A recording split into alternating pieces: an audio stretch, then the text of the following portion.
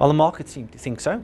I think there was a survey that suggested that more than 85% of investors thinks default is inevitable. If you look at the default spreads and what rates they can raise money at, the market implicitly thinks there's going to be some form of restructuring.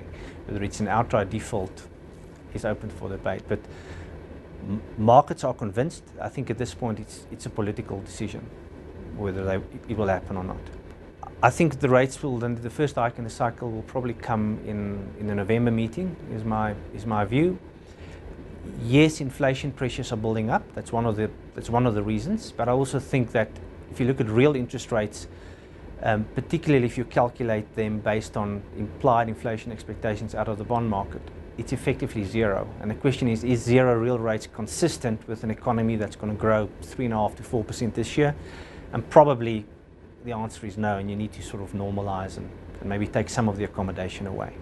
Jobless growth is not only a South African issue, it's an issue for virtually every country in the world. And it stems from the fact that all over the world, the demand for unskilled labor is not nearly keeping pace with the normal growth in the economy. South Africa is no difference in that regard. So the long-term solution is to upgrade your education system, but that takes 20 years. In the meantime, you've got to try other measures to try and tie you over until you get a more sustainable solution. And I think that's what the Minister is trying to do with this fund.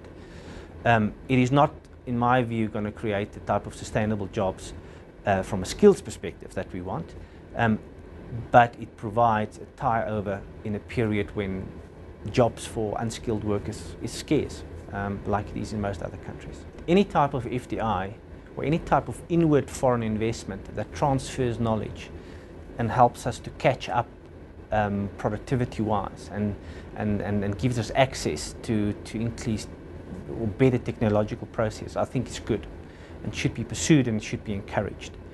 Where the government has got a clear policy, I think it's got a clear policy that it wants to try and protect the available jobs that it wants. Whether that policy should interfere with the FDI policy is a completely different debate. But I don't think government per se is against inward investment. Over or undervaluation is pretty much in the eye of the beholder. A long-term purchasing power parity model probably suggests the rand's fairly valued. If you look at the current account and the high unemployment rate, the rand's probably undervalued.